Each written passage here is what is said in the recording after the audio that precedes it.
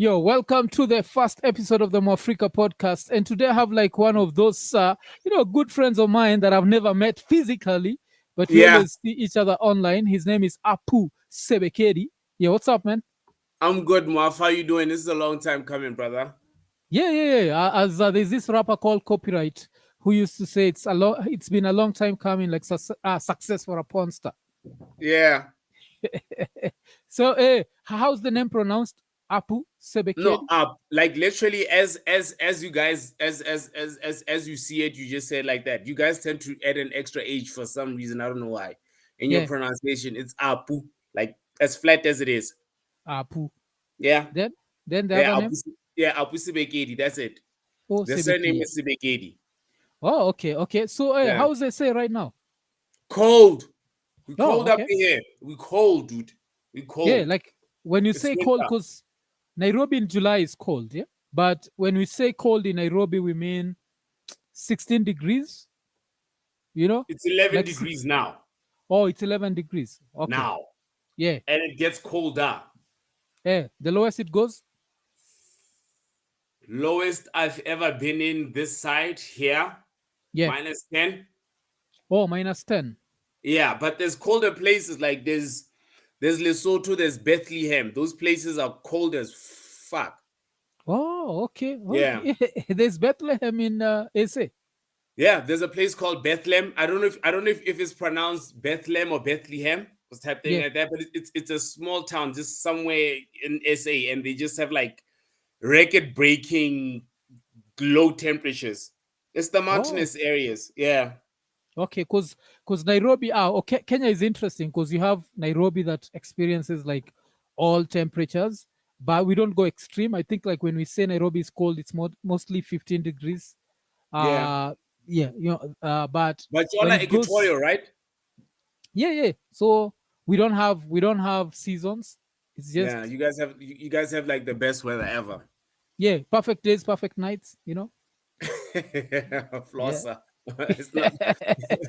Because you guys don't have that, yeah? Like you'll have a night that you can still see the sun. No. Oh, In certain places like Cape Town, the sun might go down in a certain way because we're on the curvature. okay. Yeah. Oh, Dude, but let's when stop it's talking the weather. Let's stop talking the weather. Let's get straight into it. I want yeah, I yeah, want the let's nitty-gritty. yeah, let's You yeah. guys were So leaving now me. You guys were leaving the rest of us Africa out on that podcast. You and yeah. DJ Zach. And by the way, I'm one of DJ Zach's biggest fans. I was on DJ Zach when I was how long was it? 2000 and I think this is run about the early 2012, Yeah, 2010, yeah. when you When guys were doing Get to Radio oh, okay, yeah. and he Okay. was doing the hip hop show. Yeah.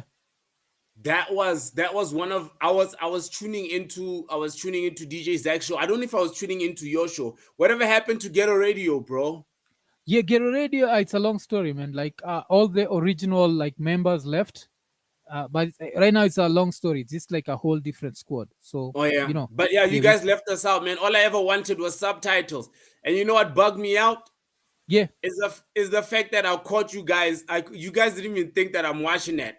Even through all Oh, of that Swahili I was watching, and I heard you going, yo, there's a guy in South Africa called you, and he's bummed out about the fact that you guys don't have subtitles. Yeah, I caught that. That's how much I was watching. I got my finger on 80. yeah. And I'd say like the reason why I was like I need to do like an African podcast and Yeah. African based because I'm a big fan of Mac G. I don't know if you watch Mac G. Yeah, he's enormous, dude. He's Yeah. enormous. I don't think that anybody gets what it means for a podcast in Africa to have 1 million subscribers. Somebody like Yeah. you should know in terms of how hard it is to actually get something of that nature. You get what I mean? In terms of being Yeah. a content creator, but literally having 1 million people follow you. He just reached 1 million people the other day. And it's a Mhm. it's a big and monumentous Yeah. occasion. You feel me? Yeah. I know. And So some of us out here are really proud of that. I mean, I watch it on a regular, and I'm not even yeah, trying to be on some other ish, but I watch it as a things will happen during the week, but I'm yeah. very interested in their perspective and their opinion on things and everything that's going on. Okay, that makes sense. That makes sense. Cause I also watch it. Cause I just find it interesting that an African podcast has reached that level. Like I remember, like the intro jazzes me because on the intro they talk about how, oh, we got 150 views, and they're like, yay! They're From very that to excited. right now, Yeah, yeah. yeah. So The, that's what that's you that's what huge. yeah, what you guys are doing is you guys are killing radio. Yeah, I stopped listening to radio a long time ago. I mean, I grew up on Talk Radio, Radio 702. I grew up on Kate Turkington. I grew up on yeah, John Robbie. I grew up on freaking all the Johns, man, John Koelane, John whatever. So yeah, it became very and that was by default through my dad. yeah, But when I started listening to radio by myself, I got bored with radio because it got yeah, cheesy. It got what. And then there's people like you. I mean, I was listening to you from this side. yeah, I was yeah, listening to your show from this side. And I'm like, oh, this guy's controversial. And that's all I ever got from you. yeah, You know what I yeah. mean? And shout out to Akili. Akili was putting me onto a lot of stuff that was happening out in East Africa. Yeah, Although when yeah. I met him, I was already on to Kalamashaka and then Okay. thank God for Channel O. But Oh, coming back to yeah, what we're saying, what you guys are doing with podcasts and what you guys are doing with content creation for online, it's beautiful because you're just literally murking and breaking the boundaries of what normal TV is, of what mm, normal radio is. There's so much that cannot be put into a space, and then you're getting right into the gist of things, and then we'll get back to you right after this break. yeah, The yeah. fuck out of here! What are you trying to do? You know what I mean? I Yeah, yeah. love I what know. you guys I are know. doing. It's very avant-garde. Okay, okay. So even that's like one of the things I wanted to ask you because recently there was this like Kenyan music legend. His name is Juakali. I don't know if you know him. Have you ever Okay. heard the name? No, no, no, no. Not that So he much. was complaining No, no, about actually, no. how he was saying the way SA DJs are the reason why Kwaito and Amapiano are that big. And he was saying like the Yeah, way Kenyan DJs are sleeping on the job. So what role do you yeah. think SA DJs have done in doing that? Because Amapiano is big here. It depends. Whoa. Yeah, it's huge in Kenya, man. I'll tell. I think the question should be what role has social media played in Okay. what my piano and what because my piano is what I excuse me is what I personally would consider second generation of what Kwaito is because there was Kwaito and then Yeah, another pivotal stage of Kwaito moving forward was Gom, which was yeah. just electrifying by itself, and Okay. then my piano came through. My Mm, piano is a reflection of what can happen when you use social media to put out your music out there and you have social media reach. yeah, Because what you guys are seeing right now is a result of kids taking control of their content. yeah, What you guys are doing. yeah, You get what I mean? You, Beck G, and a lot of other guys that are doing ways that they're taking control of the content that they create and they're putting it out on social media without the assistance of like radio, without the assistance of like normal media. So personally, from my perspective, from how I saw my piano was growing on social media more than anything because it was happening on the streets. okay. You feel me? Yeah, And then some of your big names like Maporisa. Maporisa was one of the biggest, let's say the Kwaito revival. There was a time when there was a very tribal thing. Now they revived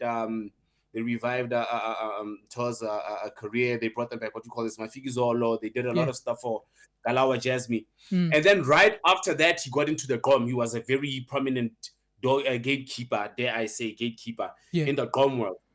And then later on, then you started seeing Maporisa doing some work in the Mapiano state in the Mapiano field with guys like Bookabs that are small, yeah, Tunda and all of that. It's a field where there's a bunch of them. And another thing that's very important is the fact that they were collaborating. Like you'll find that an Amapiano record has like 6 or 7 guys on them. yeah, You understand what I mean? yeah. Before it says featuring 2 more guys at the end. You know Okay. what I mean? Yeah. There's 7 names before, so they're not afraid to collaborate. And 90% of the time, the guys that are actually making the music are the guys that are actually playing the music on the streets. Oh, okay. So if you're talking about the impact of the DJs versus or the impact of the DJs on the music, Yeah, it's basically that the DJs that were creating the music, the people that were creating the music were also the very same people that were playing the music in the streets yeah, and in the clubs. yeah. You feel me? And in the underground clubs. Mm, But now when it comes to the radio DJs, that's a different story. Okay. That's a completely different story. Because I think that's what like that artist, yeah, as I was telling you, is a Kenyan legend. It's called Juakali. That's what he was saying. He was saying that Yeah. Kenyan artists need to be involved in Kenyan music. They need to step Yeah. into the studio and start production and just get involved. And that's and he gave the example of Are you saying Maporisa. Kenyan artists or Kenyan DJs? Kenyan DJs. And he Yes. gave the specific example of Maporisa, as you've called him. And he was saying like the way this guy was involved, he's a DJ, he's a producer, and that's the reason why SA music is as big as it is. And I think you've just confirmed the same thing. You're just saying it's like, the DJs are also producers. And that's why you've... What do you guys playing there on the streets though? No, our Kenyan DJs, man, we play your shit, we play Nigerian shit, we play everyone except Kenyan. that's it's just a Kenyan thing. Hey man, I'm gonna get in trouble with a lot of Kenyan guys, a lot of Kenyan artists. Yeah. Shout out to Mwanda Mundu the third, Akili Black. You guys grew up together. Yeah. He's my beat sensei, and I'm a monster. Don't get me twisted. I'm a beat monster. Yeah. But anyway, there's times when I want to sample some East Africa, some stuff from Kenya and whatever, but it doesn't bang that hard. Oh, okay. Or there's times when I bump to some stuff from Kenya, like the stuff outside, your more commercialized stuff or your more youthful stuff. Dare I say it like that? Yeah. And I try to bump some of those. It's not banging. I don't know. I'm not feeling the calypso. I don't know what you guys call it, but I'm not feeling it that much. Yeah. But okay, that's interesting. But I think that at the end of the day, personally, this is coming from a personal perspective. I think that at the end of the day, there is a link up that needs to happen. I mean, from us, one of our first modern day, dare I say, biggest experiences of East African music was Diamond Platinums. Okay. Platinum Diamonds, if I'm not wrong. Or Diamond Platinum, right? Yeah. And that motherfucker was cheesy as fuck, though. I won't lie. Yeah. But yeah, we caught on. Some of us had to catch on to him later. Well, okay. You feel me? Yeah. You guys have a certain suave and whatever that we just didn't get this side, or the rest of Africa doesn't get. But what's most important is how do we take that suave and how do we take that unique sound and how do we branch it off into the rest of Africa? Okay. And how do we branch it off into the rest of the world?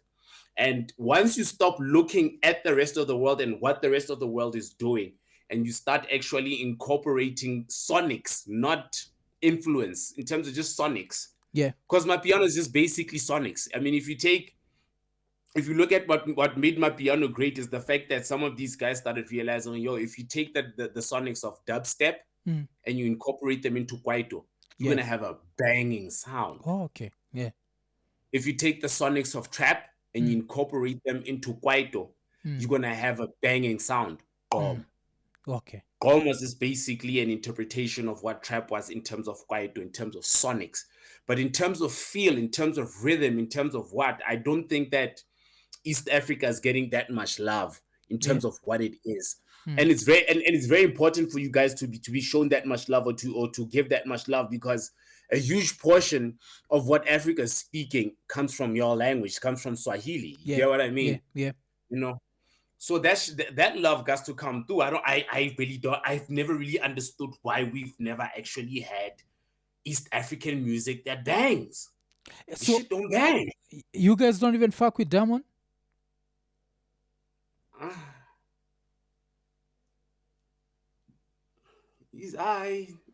Yeah.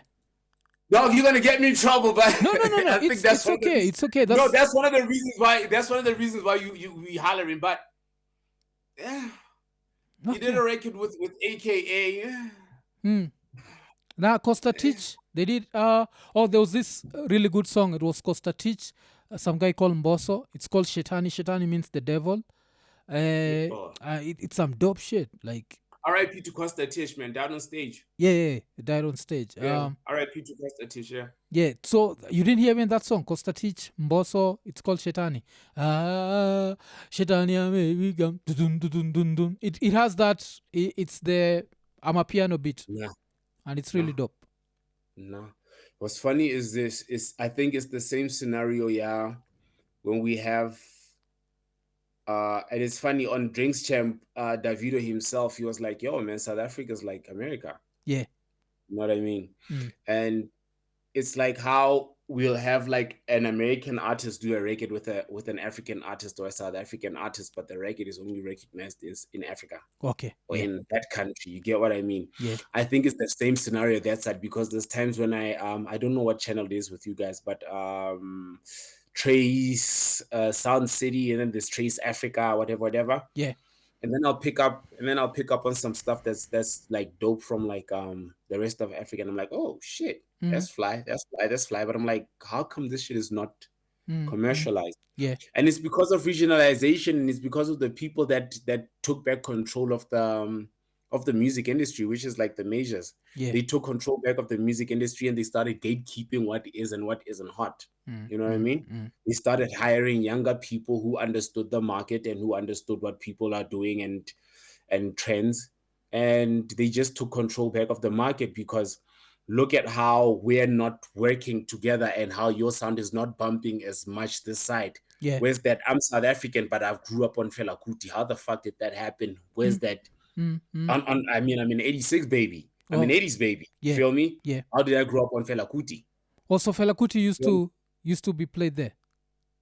Nah, I'm just asking you. Like, Wow. it's one of you know how does somebody like Fela Kuti, or how does somebody like me Mm. grow up on Fela Kuti that grew up in a very like a huge portion of my life was when apartheid was still around, Yeah.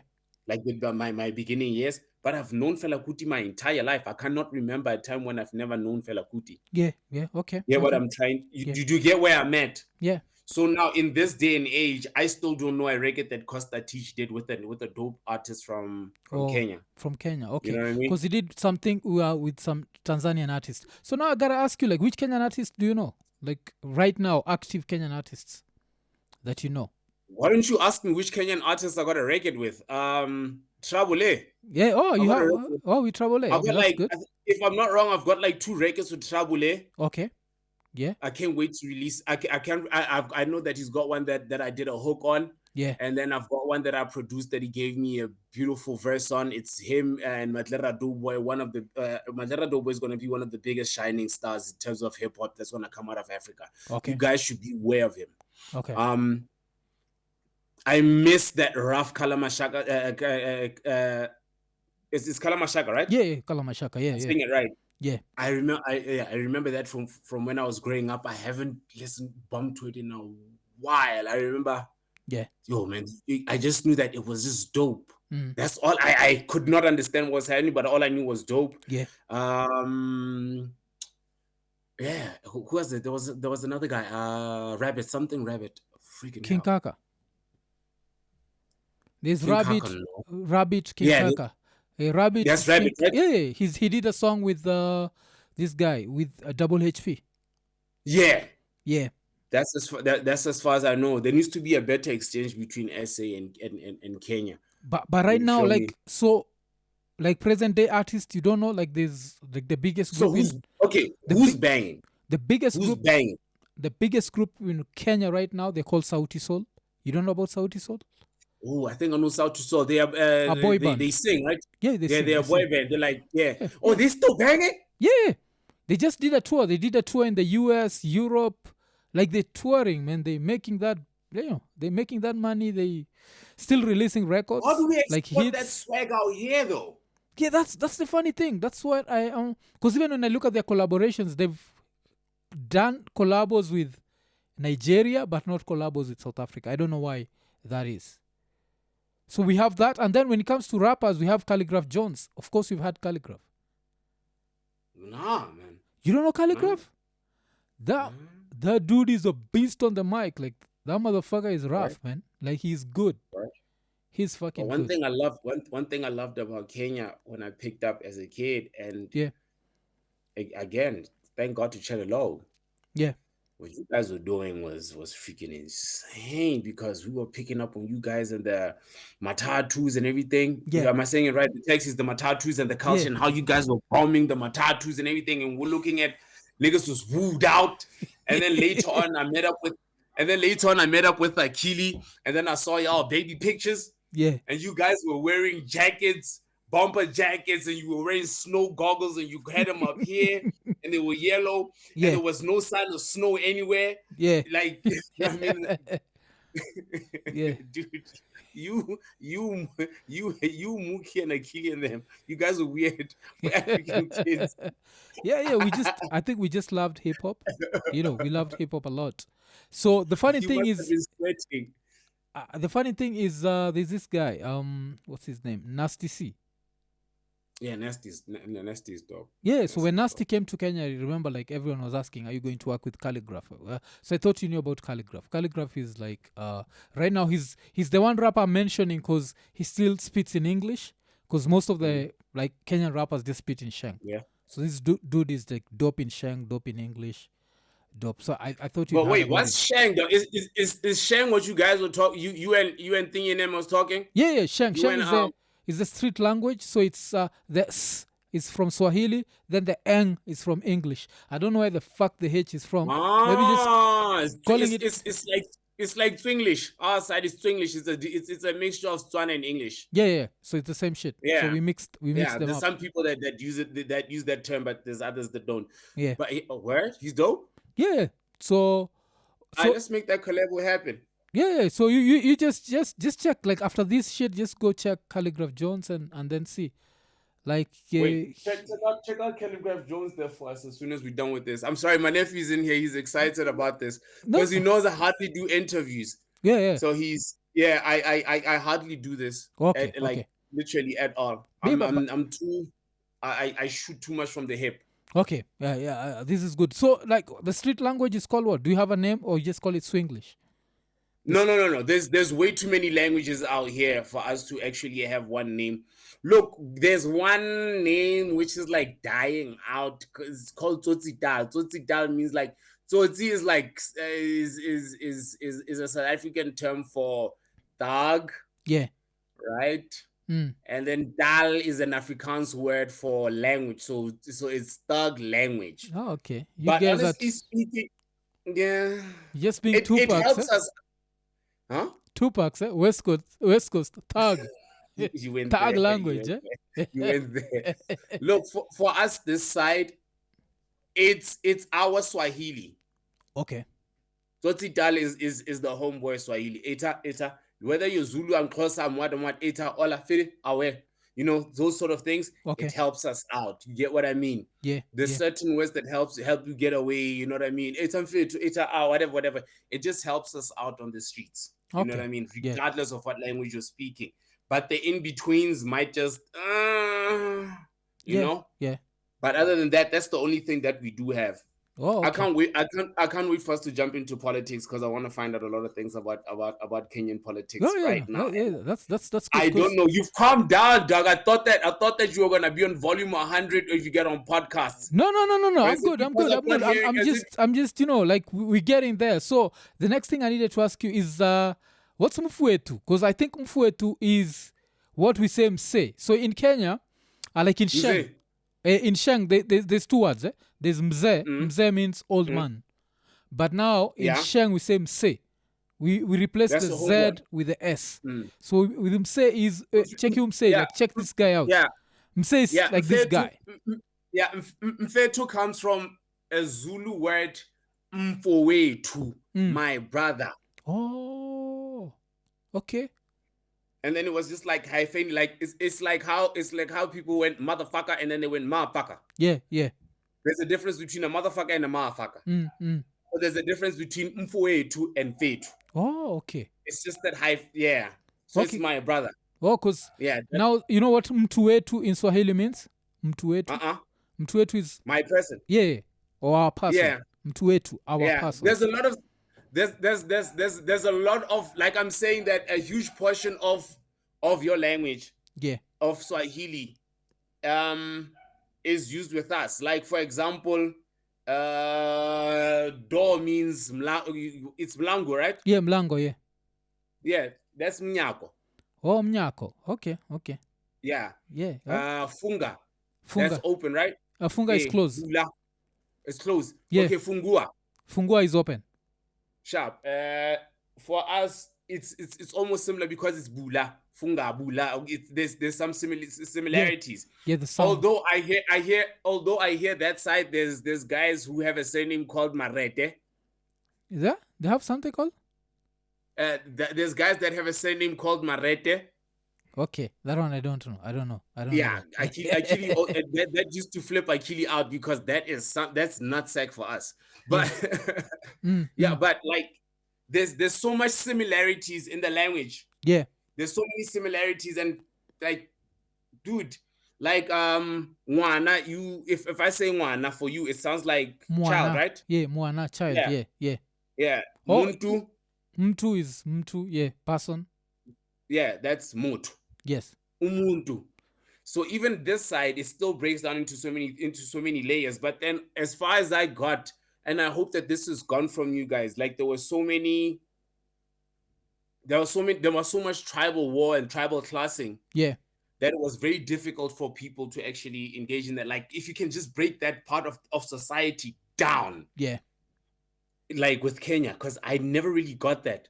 Mookie tried to break it down to me. Akili tried to break it down to me, but it feels like it's a touchy subject for Kenyans to break down. Break down what? I'll break it down for you. That's the Mookie, I know. Yeah. That's the Mwafreeka. That's the Mwafreeka. Let's go. Let's jump into it. Yeah, okay. Yeah.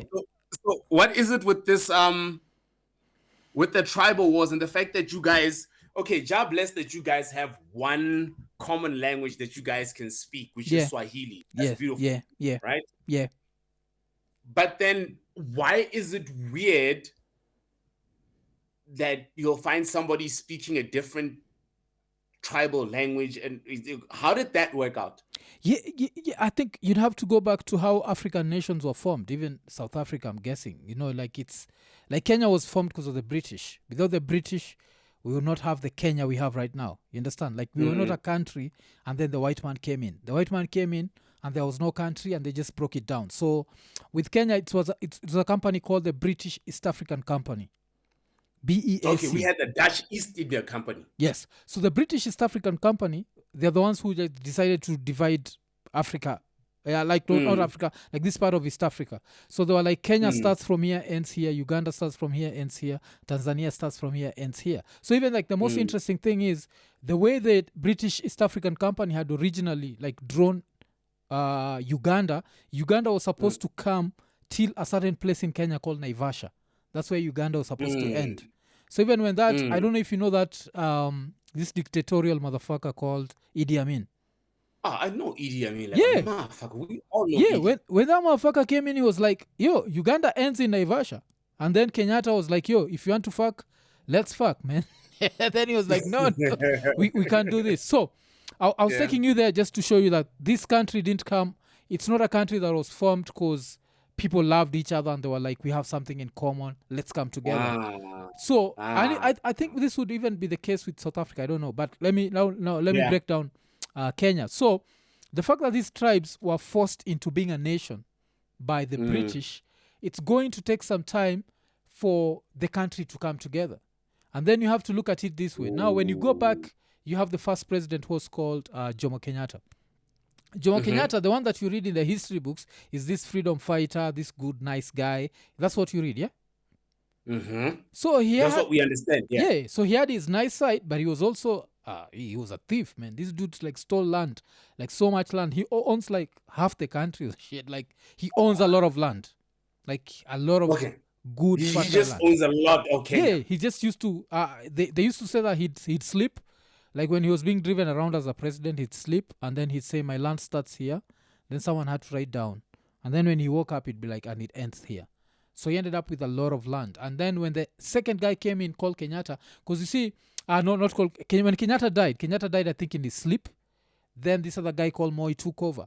And when Moi took over, people say that he started out well. But then, so Kenyatta is Kikuyu. Kenyatta was Kikuyu, yeah? Yes, that's what I was trying to find out. Yeah. Let me break it down. So, Kenyatta was Kikuyu. Even his real name was not Kenyatta. His real name was Kamau Wangengi. But this motherfucker knew he owned the country so much that he changed his name. He fit the country into his name. Switched his whole shit up like an artist. So that was not his name. Okay, Kenyatta. Yeah. Oh. So that's not his name. Like Kenyatta is not his name. His name was Kamau Angengi. Yes.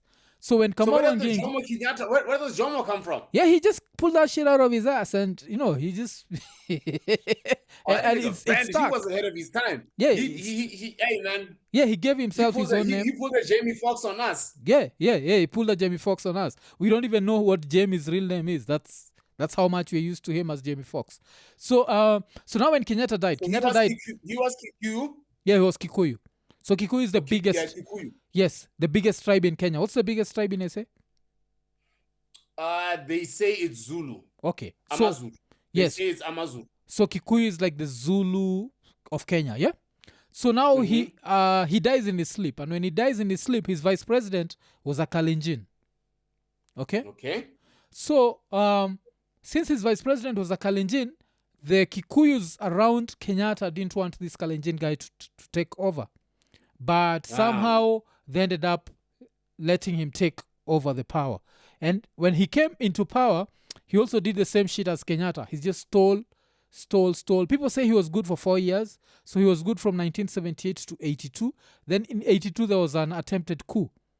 So this attempted coup was initiated by some dudes, like the ringleader was a Luo. So now we have this other tribe called Luo. So you see now we have Moi, who's a Kalenjin. Remember that name? Yeah. Kalenjin? So Kalenjin, that's an Nilotic language. You see like the N. So Kalenjin, it's a Nilotic language. And then you have Luo, that's also Nilotic.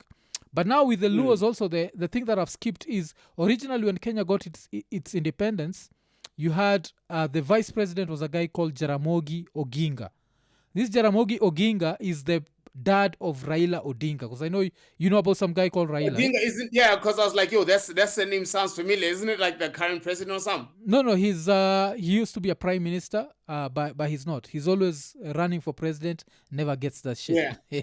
So, okay. But now let's go back to this guy called Jaramogi Oginga.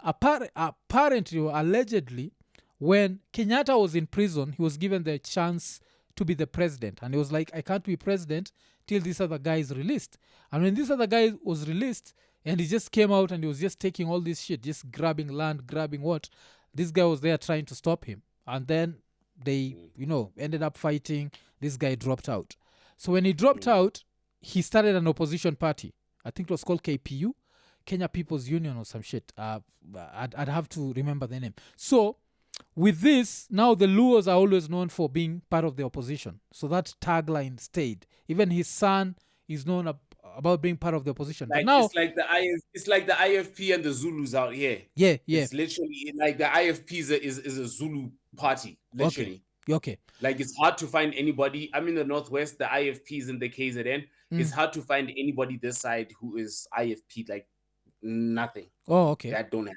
Yeah. But that's how I'd break it down. But I'd go back to the fact that the countries didn't start as a result of us wanting to create a nation. It was the white man who came and said Kenya starts here, ends here. So even you have like the northeastern province of Kenya, it's called, we have the Garissa and the Mandera. So with them, they wanted to be part of Somalia because, they're Somalis. Like, you know Somalis, eh? So but dude, yeah. There's Somalis everywhere in the hood. Yeah.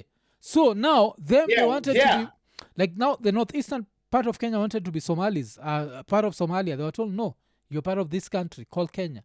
Then when they come to Kenya, they're treated as less Kenyan, you see. Yeah. So you have all this shit. So now you have a nation that can never really unite.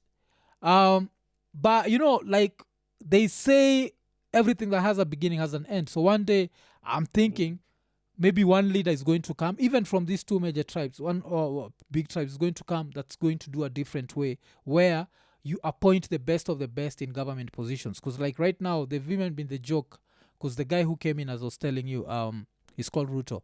He appointed, like, he had to thank the Kikuyus, so he appointed like many Kikuyus, but he appointed much more, like many Kalenjins. And people started joking that if you're if you're applying for a government job, you need to say Yamune. Yamune is how the Kalenjin say hi to each other. Yeah. So it's like instead of Dear Sir, you write Yamune and then you put your application there and then you stand a chance. So that's how bad the tribal politics in Kenya is. But now I want to know. So South Africa, there's no like even tribal appointments. It's just you're appointed mostly on merit. It's provincial to a certain extent. What they'll do here is look, depending on which region of South Africa you're in, just give me a second. Yeah. Depending on which region of South Africa that you're in, it's cold here, man. I have to tuck in, I have to do what? I have to change position and all that shit, dog. I know, man. But you should have put on a sweater or something, man. I see you just in a t-shirt. Hey, man. Hey, man.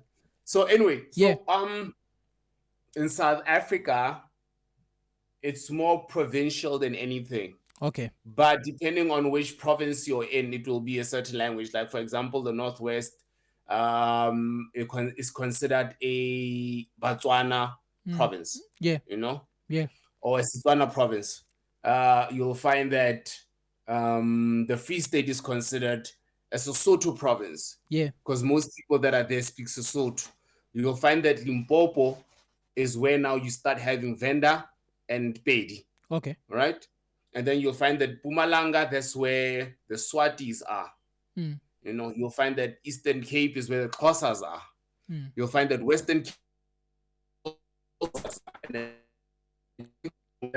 thing. Okay, so here's the Tswana and the Afrikaner and the but Afrikaner in terms of like your internet, the colors. Your internet has started freezing, man. Like that's so painful. Okay, let's start from the point you're talking about Mpumalanga. Oh, Mpumalanga. Mpumalanga, yes. Yes, so Mpumalanga is a Swati, but anyway, either way, but what will happen is I'll be in the Northwest, right? Somebody like me grew up in the Northwest, but my neighbor's Xhosa. Okay. And another Zulu and another Swati. You know, we're all from different whatever, but we speak a common language, which is Sotho Tswana type thing, especially in my area here because I'm closer to the Free State. Yeah. We speak a hybrid of Sotho and Tswana. So what you'll find is they'll have a problem with the fact that there's somebody from Venda who came here and he is a vendor. Yeah. Or he is a Movenda. Yeah. And he speaks Chivenda. Yeah. And he'll come here and he'll come work in the Northwest at a government office, or he'll come and work at a high position. It's like, nah, man, there's a lot of people here that can do that within the province. Hey, whatever the case may be. Okay. That's just basically the gist of it. Yeah. But a lot of guys don't stray too far from where their original home province are. Because, like, for example, me, I'm not about to leave here and go to the municipality up in KZN and think that I'm going to do some changes there. I'm going to get fucking shot. Those Zulus don't play. You feel me? You're in which province, you? I'm in the Northwest. I'm Platinum Province as a motherfucker, dog. Yeah. You feel me? Yeah. So now, with that being said, what I'll tell you is, or the one question that I had was this. Yeah. What about the tender process there? Do you guys have a tender process? Yeah, we have a tender. So we have something. So how does that work out? We have the same shit. We call them Tenderpreneurs, yeah? So Tenderpreneurs we got the same shit too. Yeah, so here it's mostly based on tribe also. Like if you're in the right tribe, the probability of getting a tender is super high. Because, you know, if you're like in the tribe that's in the government, and that's why, like, even if you come to Kenya, you can predict. Is this national or regional? No, it's still okay. Now we have the national cake, and then we have the regional. Because now we broke the country into 47 counties. So these 47 counties, of course, are now tribal based. Which there's nothing wrong with that, you know, because like this is the majority tribe. It's like 90%, 99%. So that's okay. That one I wouldn't. You expect if it's a Luo county, you expect the Luos to get the contracts. If it's a Kikuyu county, but now I was talking about the national government. With the national government, it's more about which tribe are you from? You'll get the big tenders, the big what, and that's why now getting into power becomes this one thing that everyone fights for. Because, you know, there are positions that I can never get unless my tribe is in power. You understand? Like the Minister for Finance, you can never get if your your tribe is not in power. the what else? Minister for Finance and the central bank governor, for example. Those ones have been like since Kenya started, they've just been bouncing around two tribes. You see, so now, Okay, so who's running? Wait, here's a very interesting question. yeah, Who's running the jails and who are the most niggas in jail? that's the funny thing about it. Like, if you asked anyone, they'd say it's the Kikuyus, but that would be basically because of the population, like the fact That that are they're mainly running the jails or that are in the jail? that they're in the jails, and that would be. But if it's because of the Kikuyus, it would be because of one thing. They're the ones in the major cities. So you understand? Like if you're the majority in a major city, you're Yeah. bound to fuck up more. And apart from that, also politically, remember as I told you, like if we go back in time, political prisoners would mostly be Kikuyu. Then after Kikuyu, you'd have Luo and then the other tribes. You understand? So with jails, I wouldn't say there's a major. If I was to take a guess, I'd say the Kikuyus would be number one. And that would be because of population. It makes sense. Like I'm assuming even in South Africa, the Zulus, because they're the majority, would make up a bigger chunk of the jail system. Or I wouldn't say that. yeah, okay, I don't know. I really But wouldn't say I that. said Like, with the jail thing, out I'm here. not sure. With the jail thing, I'm Weird out actually here. Out here they have there's a jail system run by the prisoners. yeah. Not that the prisoners are in control, but there is a number system, a numbers gang system. It's either you're 26, it's either you're rough 4, you're 26, you're 27, 28, or you're big 5. Yo, You okay. feel me? Yeah. So, but a huge portion of those languages is Zulu. There's Afrikaans. There's what? Look, there's a blend. It's also just as much as Fanagalo. Fanagalo is a beautiful language, but it is literally the most basic language ever because Fanagalo is a mine language. Yeah. Right? Fine. So we can't say that. Getting back to the whole numbers thing, we can't say that the Zulus are more, whatever. Okay. That is not really like how I'd say it, because yeah, that's why I told you, like, even with Kenya, I wouldn't know. Like, but if you put a gun to my head, I'd say because of the population, I'd say I'd expect the Kikuyus to be the most. After the Kikuyus, funny enough, I think it's the Luos, because of always protesting and what. Because now the Kalenjins, they infiltrated because of the 24... What do you mean the Luos cause of protesting? Are they going to jail for protests? Yeah, you can go get shot, go to jail, all that shit. But now, I wanted to tell you something. The Kalenjins, when Moi was in power for 24 years, he made sure there was a lot of Kalenjin corps and Kalenjin soldiers. You understand? Like in the military. So even like the universal cop accent in Kenya, when people are making jokes about cops, they use the Kalenjin accent. Because that's the reason. Like during Moi's time, because there was an attempted coup in 1982. So he had to get people that he trusts. Yeah. But I don't think our jails are like your jails. Our jails, like Kenya, we don't. The minute you go to jail, you're looked down upon. Like no one admires you. You're just taken as the scum. And that's one of the things I love about Kenya. Like if you're a criminal, no one looks up to you. You understand? Like the way you'll have maybe in a place like America, you can be like, I'm a thug, I'm what. Kenyans are like, fuck you, man. We'll ban you. We don't respect thieves. I don't know. I don't know how I feel about this side. I'm trying to think, because I'm waiting for you to say, how is it that side? Yeah. Is it glorified? Yeah. Do you glorify thugs? Like, cause here, if you're caught as a thug, look, man. I think it's the sub. I think we've managed to brand certain things as well as the Americans did. Okay. In a certain way. You feel me? Yeah. Even our gangster shit. Like, for example, me, I won't lie. I'm not the hottest motherfucker out there, but I've got my toes in the streets. Yeah. Right? Yeah. And the music that I make is strata, and strata is just literally what Kwaito, if Kwaito gave birth to my piano, Motswako, which is South African hip hop from where I'm from. Yeah. We're the second baby from Motswako. Okay. Motswako gave birth to strata, but we're just the gangster version of it. Yeah. You feel me? Because of where I'm from and where Strata was born. And Strata just literally means street. Yeah. But do we glorify it? We see it, we like, hey, yo, you know, the media might look down upon it. The public does look down upon it, but there's a certain level of it where we're like, yeah, you know, because you know, you got your Robin Hoods, and there are some guys out there that will make it look fly and whatever the case may be. Like, let's not bullshit. I think the one thing that people really look down upon badly this side, is because it's a huge problem. Is drug dealing and like drug taking. Okay. That right now we're really looking down upon because it's a huge problem this side. It's a very, very huge problem. Yeah. One thing I wanted to know is, what are your drug policies that side? Because we've got a huge problem of foreigners that are bringing in drugs and whatever. And I've heard your president, your former president, if I'm not wrong, what was his name? Uhuru Kenyatta. Uhuru.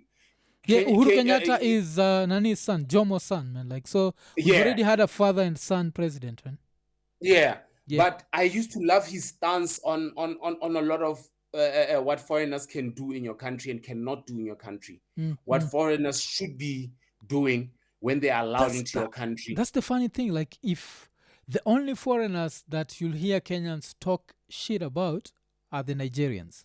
And with the Nigerians, we never talk about drugs. I think that we need to have a podcast with somebody from South Africa, somebody from Kenya, and somebody from Nigeria. Yes. Because this side, the Nigerians are obviously the drug dealers, the scammers, and the guys with the weird churches. I don't know how it is with you. Yeah. So with us, they're the scammers, but not drugs.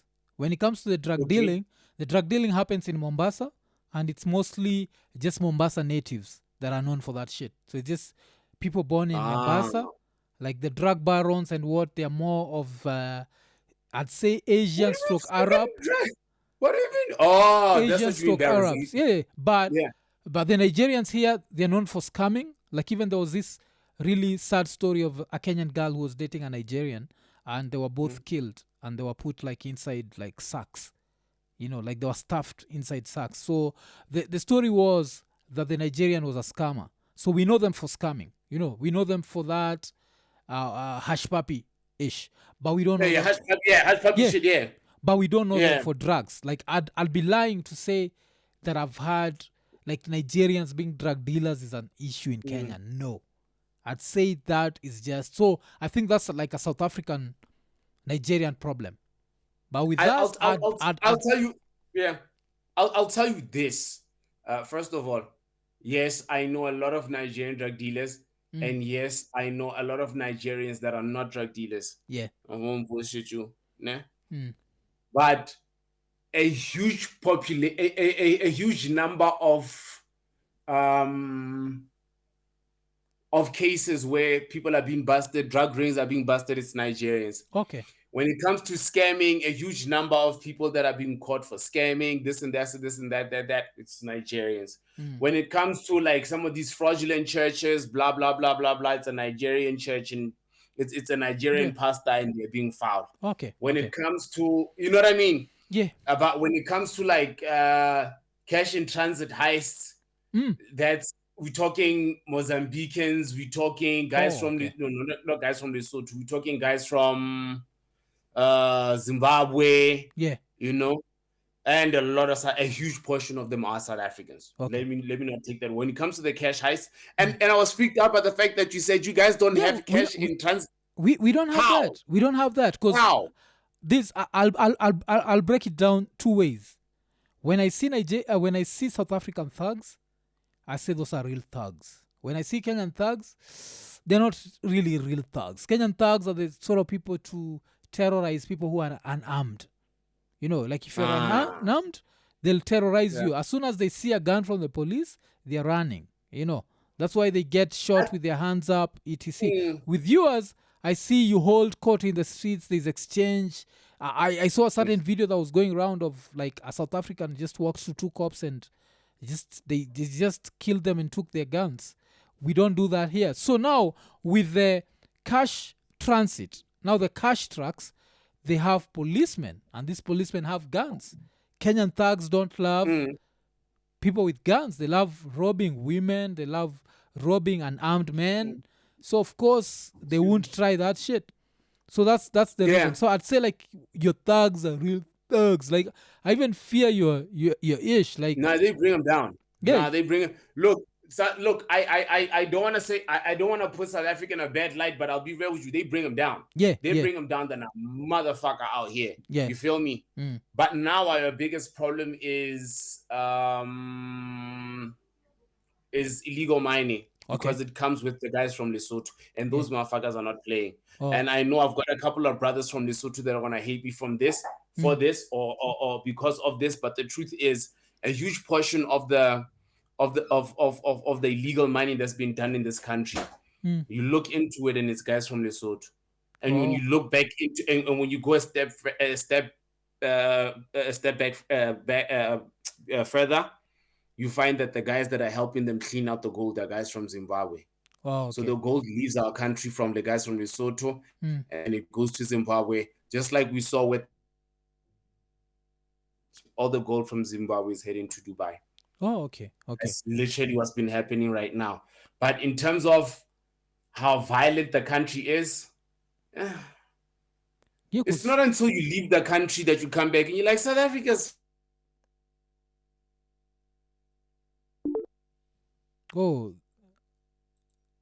So we lost the connection and then you came back. Yeah. I think I have like 5 minutes left, Oh. but Damn, load man. shedding again. Oh, Load shedding again.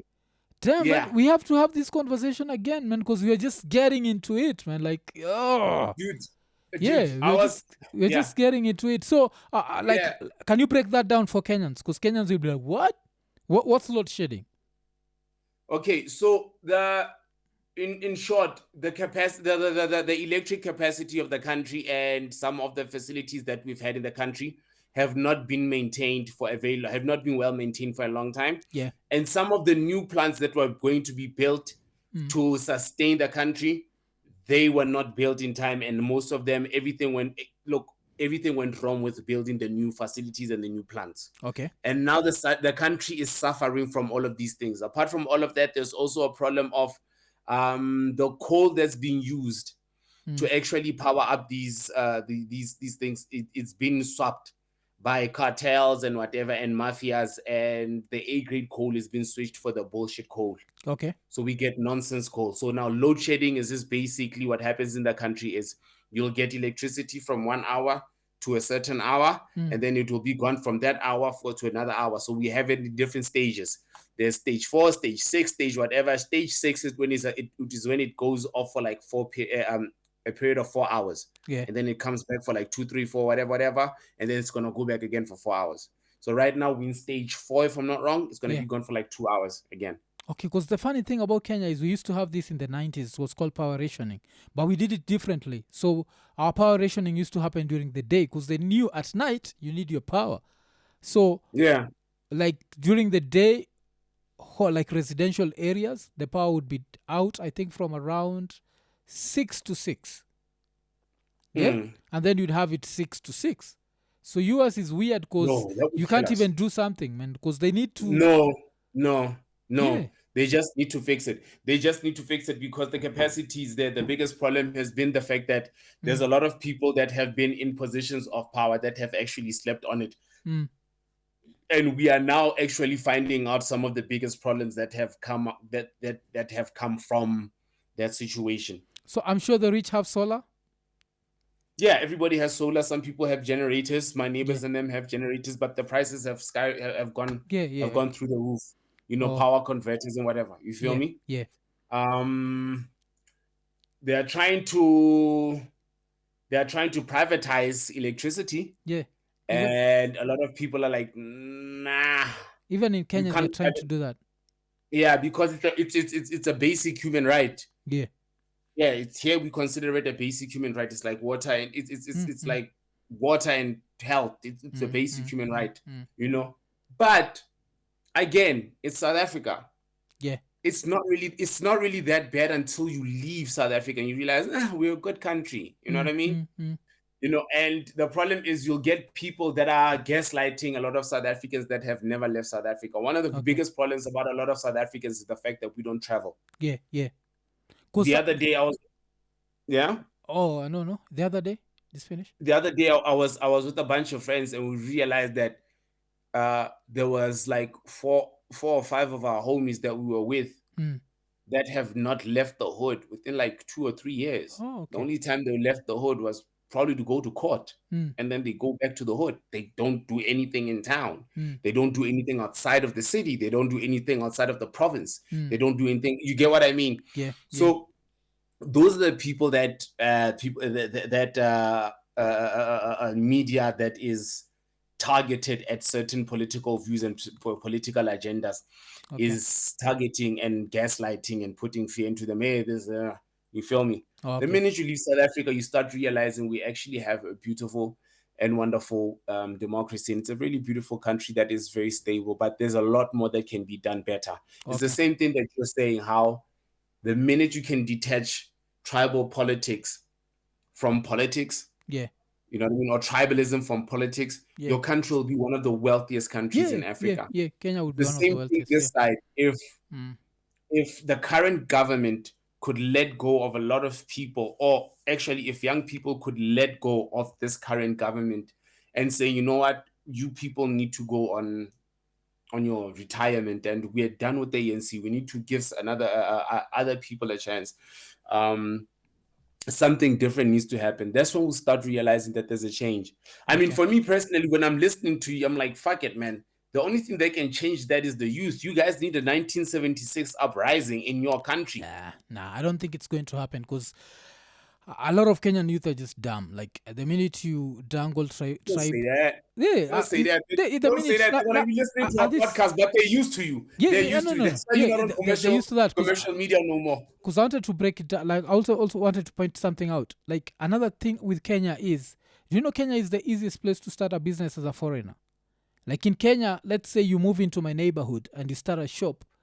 We don't give a fuck where you're from. That's now the most interesting thing about us. Like, foreigners especially. Like, here, you are bound to be attacked more if you're from another tribe during the electoral period than a South African. Like, you could go to any place in Kenya, start a shop. Even if the shop kills the local shops, no one will talk about you as a foreigner. That's just one thing that we have that it's beautiful about this country. Different. That's a bit different out here. Yeah, because you guys with the xenophobia shit, man. That shit don't play, man. I always hear kwere. I'm like, oh shit, we don't have that kwere shit here, man. So that's a beautiful thing about Kenya. You guys do that on the Somalis, but I'll tell you this. No, we don't even do with them. With them, they are harassed more by the police. The police fuck with them, not the civilians. With us, we have, and it was very interesting. We had imagine this, all of a sudden, there's just foreign nationals in your hood that just have shops. It's like, okay. But how did these guys get here? Yeah. Right? Okay, sure. And then you start realizing, wait, there's more of these shops. And then there's less South African. And I'm not talking like your big shops, your Pick and Pay or whatever, your Spy or whatever. No. I'm talking your basic businesses that are in the hood that are making sure that kids are going to school. Things are paid. There's no poverty, blah, blah. Yeah, your basic, little hole in the wall. You know what I mean? Yeah. They killed that. They killed ghetto economy. Like right now, as a South African, I have a better chance. If I get any form of funding, I might as well go open up a tavern or a car wash as a young man in the hood. That's the funny thing about us. Like, I don't know how we approach business, but check what these guys did was this. It was with Pakistanis and Bangladeshis. Yeah. And then the next thing we found out that they were seeking asylum. And then when the Guptas left the country, all of a sudden, all the Bangladeshis and Pakistanis left. There's just a few of them now. Oh, okay. But then they sold their shops to the Somalis. Okay. And the Somalis are trading and making business in the exact same way. Like, dude, right now, if I leave in the hood, I'm still trying to figure out, not even if I leave or try to figure out, but if I leave my house in the morning, I need to figure out which Somali I'm going to buy from. Okay. And that's what It's I'm not a telling you. matter. Like in Kenya, that's not an issue, man. Like we don't care. I don't know how, if that helps us or it doesn't help us, but we actually don't care who owns the shop as long We as. don't know how these people got here. And then another thing about us is, I think it's because we are a refugee country. We have a lot of refugees from Congo, from mostly Somalia. So now you have like, there's a Yes. place called Isli. Isli is like Little Somali. If Isli Mm. was in America, it would be called Little Somalia. Yes. Yeah, So you type have thing. Yeah. Isli, and then you have the Sudanese, the South Mm. Sudanese. You have now Yeah. the Congolese. You have. So I think we've come to accept that we are a refugee country. So when someone, we never care about the country someone is from. So remember the way we are tribal when it comes to government. Yeah. Now we don't care about the foreigners. Like if a Kenyan heard that 10,000 South Africans are moving in without visas, they wouldn't give a fuck. They'd be like, you came to make money, just make your shit. I'm going to do my shit. That's just the Kenyan thing. Like I think we are a refugee country. You guys are not. You're not a refugee No, country. we don't have don't have a history of that. We have a history of running from here. Yeah. We have a history of running from here. Yeah. Now. So I think that's one of our major differences. Yeah. You know what's crazy? Are you supposed to be interviewing me? I'm here. I wouldn't interview No. you. But I guess it's Like it's good because what I wanted with this podcast was to get that like African view on stuff, and that's why I feel like we just started the conversation, man. Let me ask you a question. Yeah. But I have nothing to lose. Yeah. What is the stance of the average Kenyan politically on the new law that's just been passed in Uganda in regards with the LGBTQ? Or if we can't touch on that, we don't have to touch on that. We can just go. Kenya is just like, I don't know if you guys are like us, but Kenya, we don't have a malema. Like Kenya, the stance is we are very homophobic, like so. No, we are not. Yes, that's what I'm saying. Like we don't have a Malema, because we see with Malema, he was like, hey, these guys have rights. Kenya, we are super homophobic. I just think that the only reason why we have not passed that in parliament is because of 1, 2, 3 things. Maybe we need favors from the West. We need favors from the West. But yeah, we are super homophobic. So yeah, I wouldn't say we are different from Uganda. It's just that we don't right now. The opposition is on the government's ass, talking about the cost of living so much that there is no time to. Even if you brought up the LGBTQ thing, you'd be told to shut the fuck up. People want the cost of living to go down. So I think with some things we know how to prioritize. Remember, like there's a way, even a time Uhuru was asked and he was like, I don't care about that. Yeah, it's like, man, get the fuck out of here with that shit. Like, let's just talk about. Please respect that. Yeah. I remember this. I keep watching it. I kept watching it a few times when I was looking at how online it was a compilation of how much it. There was one though where it was on the Ugandan thing. I think that journalist was out of line. Yeah. Why are you gay? That guy. Yeah, that was out of line. What are you laughing at? My nephew's cracking up here in the back. Yeah. That shit was funny, man. I'll tell you to go to bed. That shit was funny though. Why are you gay? Yeah, but I think just as much, I think it was also out of line. Yeah. But my stance on this is this. I am I'm a Sangoma. It's a gift, meaning I'm a traditional healer. Okay. I'm of that I'm of that persuasion. Okay. And from there and in there, one understands that sexuality is sexuality. There are other bigger issues. You know what I mean? Yeah. And then there might be a guy who personally he's really not gay, but hell, man, his spiritual guide is a woman. Yeah. You feel me? And this spiritual guide is into really cute looking boys. Okay. And then you find out this guy now has but he's really not gay. You get what I mean? That is something that I know. I've seen that happen, Okay. There are guys that use that as a way of coming out. There's guys that use that as a way of saying, I'm bisexual. They use that. And I use, you get what I mean? Yeah. But my question is, why is everybody beefing with Uganda and nobody is saying anything and actually trying to put a stance and making a big hoo-ha about Dubai, Yeah, Saudi Arabia? because they're rich, man. If you're rich, you can do all the human rights violations you want as long as you're rich. Dude, Like, China just banned effeminate men. yeah. Like they banned the femininity in men. Mm. Not homosexuality, Mm. but yo, man, you can't be looking cute Mm. and having your hair dyed, and they just banned it from Yeah. social media. They just banned it from the commercial media. You know what I mean? Mm. I was very interested to find out what has been taken that side, you know, the stance of that from that side. But from this side, like I say again, South Africa is a beautiful country, and Yeah. it being a beautiful country, and a perfect democracy, Yeah. one of its drawbacks is the fact that we get it. Yeah. Like, we get it. Okay, you're gay. Cool.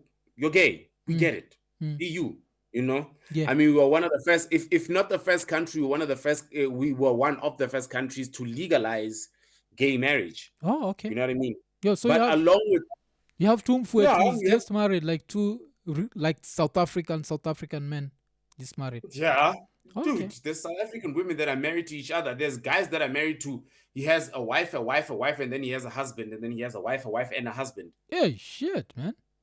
Yeah. What's happening in SA, man? Damn. Dude,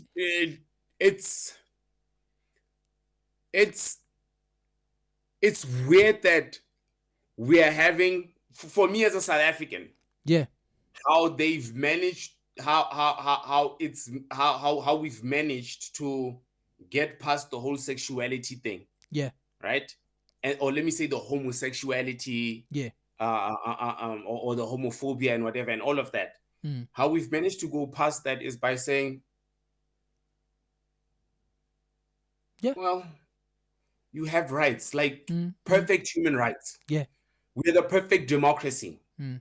So in a perfect democracy, we have to look at everybody's human rights. I mean, Yeah, somebody yeah, like yeah. me, I watch TV and it's okay. There's a gay character, there's a straight character, there's an in character, there's a what. Me having this conversation with you right now Yeah. on some, how do you guys feel about, it's weird for me. Like, dude, what do you mean? Like, Mm. when you stand up, With that, I'd say then, as Kenyans, we are used to dehumanizing each other so much. That's why I feel like now when it comes to that, you remember, like you're when wise. I told you about You're wise. yeah, when I told you about like the tribal history where the British brought in these people together, and the only way these people can like keep, you know, the only way to feel like this other guy is inferior to you is to dehumanize them. So we've had that dehumanization thing of you are less whatever because you're this tribe, you're less because of this tribe. So now it becomes very easy to dehumanize a gay person. Does that make sense? Yeah? Dang. Yeah. Yeah. So that's why, like, I'd say most gay people are like, and I wouldn't say I'm perfect. I have my pinch of homophobia. Like, you see, like the way when you're saying like you're watching TV, I have a problem with when I'm watching like an action series, like something like I love Warrior. Yeah, I think we know the one that happened that was shot in Kenya, that international one that was shot in Yeah, Kenya. yeah, Van Damme. yeah. Sense8. You're talking about Sense8? Yeah. Yeah, Sense8. I I'm didn't talking even about have a Sense8. problem as much as I had a problem with this other one. It's just American. It's fully American. It's called Warrior. You know Warrior? It's like a martial arts. It's a martial arts thing. It's normally on HBO Max. So they have that. Like there's this. They in the season 3 they've introduced like these two dudes who are really good fighters and they're also gay, and it just feels off because that series we knew Is it normal for you to speak like that in your country? Yeah, it's normal. And as I said, like I'm not. I could get. I have a pinch. Do you know how quickly you get cancelled in this country? Yeah. Okay. Like you could get cancelled. Like it's career over. Yeah, I know. For us having this conversation online. Yeah, Like it's gotten to a point. You know that. How I see it's like that community has gotten to a point where they are the bullies now. Yeah. I You know. know, I know that. like you can't ask basic questions and get clarity on certain things. I'm like, but hold up, how? Because it's honestly speaking, more than anything, it's curiosity, a Mm. lack of understanding, and all we want is just clarity. You know what I mean? Yeah. So that, okay, Shab, you're gay, you're what, you're what, you're what. Okay, you're not gonna hit on me, right? Because that's one of the first things that a lot of straight guys say or think. You know Yeah. what I mean? And then when there's a lesbian woman in the room, or when there's lesbians in the room, and your woman is there, it's like, these bitches are not gonna hit on my woman, are they? Yeah. You know what Yeah. I mean? Yeah. So some of those boundaries need to be broken, and some of those curiosities need to be sorted out outside of the porn world, because porn is what most people have their minds on what homosexuality is. Yeah. Yeah. Yeah.